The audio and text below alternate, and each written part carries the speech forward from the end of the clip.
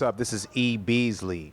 Smack URL TV, the world's most respected MC battle arena, and right now you're tuned in to BattleRap.com.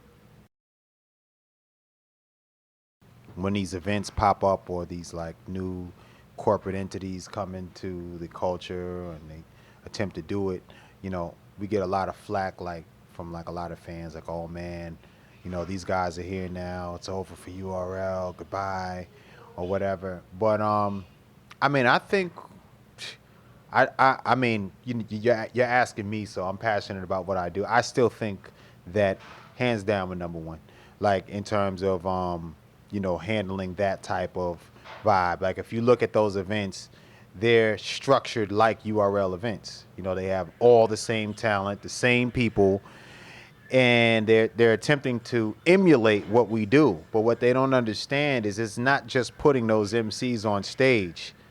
Your DNA, you're killing us.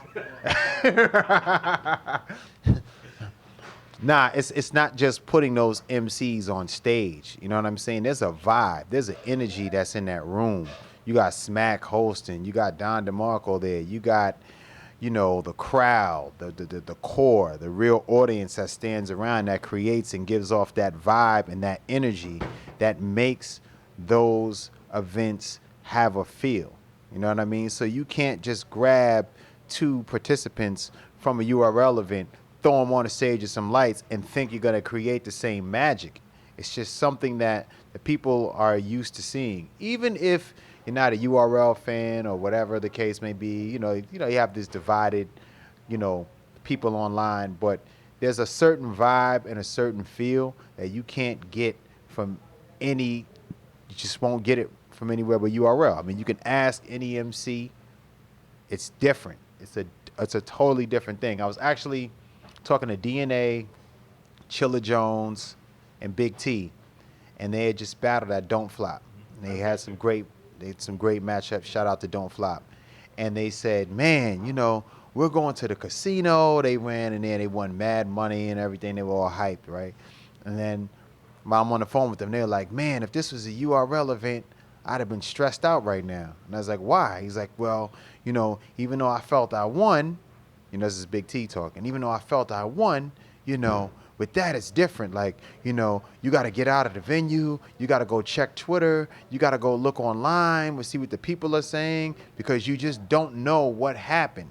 You don't know how the audience perceived it. And it's very important to them that they maintain their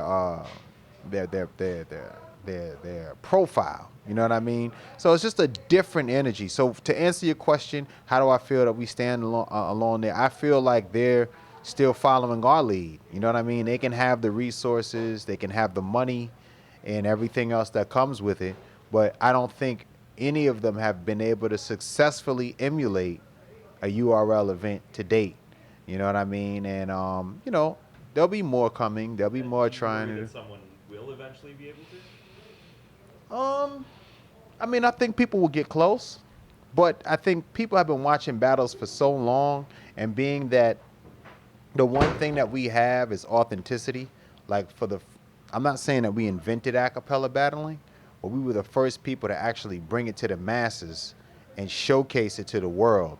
And it was like the passing of the guard once we started releasing them on the DVDs. So because we have that stamp of authenticity, people revere and look at it as a different way. They look at it as the original. And I think that's why you get like Loaded Lux, Murder Mook, Rex. A lot of these guys, they get a certain level of credit, even though they get criticism online, because they were the first people, and Jay Mills and guys like that were shown doing that. Even though it was already existing up in Harlem on the street and guys were doing it prior to people having access to cameras, we were the first people to actually document it and show it. So we have a long lineage in this culture leading into URL, you know what I mean? And then doing it when it wasn't cool, when nobody cared. Because remember, in the beginning of URL, it wasn't really mainstream street and urban. People weren't really paying attention. Maybe a few people were from the Smack DVD era, but it wasn't until like all the rappers started talking about it and the athletes and everything like that where it started to get cool amongst our community, and we're still breaking down barriers. So I just don't. I don't know if anyone's gonna be able to fully emulate that because people, like all the slang, the slogans. You can't copy respect. You got smack saying smack. It's just a whole package that comes with giving something that feel. And now everyone's coming in with their ideas, trying to tweak stuff and change things around. It's going to be difficult to try to copy and come close to that format. You know what I mean? And really nail it to where people feel it and don't feel like, okay, this guy wasn't into battle rap last month. Now he's a rapper or he's and now he's just doing this battle rap stuff just to do it. You know what I mean? You see what happens when these guys attempt to do this stuff. It doesn't come out. It doesn't come out right. The vibe is lost. The energy's not there. And these guys have way more resources and financial backing than we ever have. And it just still doesn't come out right. So I just don't feel like it can be something that can be fully copied. I mean, they'll get close eventually, you know what I mean? But hopefully we'll be in a better position to do some newer things and some different stuff or to really fight that fight. Right. I think one of the biggest changes is really just calling guys often and just letting them, making sure that they're getting prepared, for each and every match. And I think that guys know that Gnome is big, and and a lot of them went on and saw what the views were and what the reactions were from the fans. So I can't even really take credit. I mean, the industry that we live in, and between the Facebook groups, between the social networks and stuff like that, the fans are actually involved and they're very close and engaged with the artist. So they'll let them know that their performances were bad, or they'll talk about other guys who had bad performances. They'll make memes and different things about them and what they did at the event. So I think that, guys knowing that an event of that magnitude is going to go out to the world, that they knew they had to show up and they couldn't play. So I think they made those adjustments and they got prepared in the right way for Summer Madness 4. Right.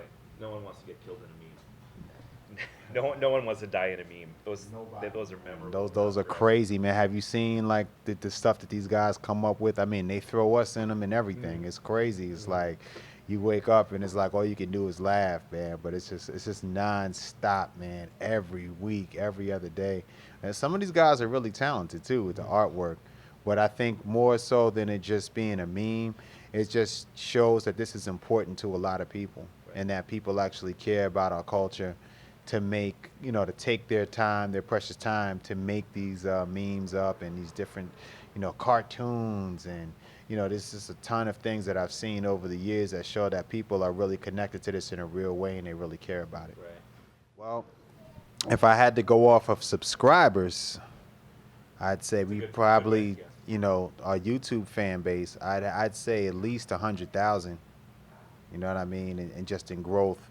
I think our growth. What are you up to now in terms of? We're about 400,000 subscribers.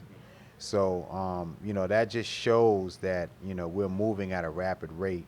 I mean, when I look at our analytics, I see our growth. We're getting more subscribers than we're actually losing, which is always positive.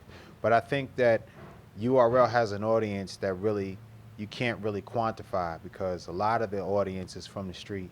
A lot of them, while they do use the internet, they're not subscribers. They're not always the most internet savvy. They're watching stuff on their phones. You know what I mean? They're guys that are on the go, they're on the move. So there is an audience that you can't measure. And then we also have a built-in audience from our history of doing Smack DVD, which was a whole nother medium and an outlet to watch street-based content. So, in terms of growth, you always have to go by numbers and analytics. I think we're doing great in terms of online audience, but just in terms of a street presence and a feel, is no other. You know what I mean? And it shows, like, even though I'm bald headed, you know what I mean, I still go to the barbershop. So, you know what I mean, guys are in there, they're talking, they're saying things. I'm out and about, I'm on the street. People let me know how they feel. I'm in Costco shopping with the family. People run up on me and, hey, yo, you know what I mean? Oh, when is this battle coming out? Or I'm out to dinner or at the movies or, anywhere. I be with my mother somewhere and somebody, my niece. Actually, it was a funny story.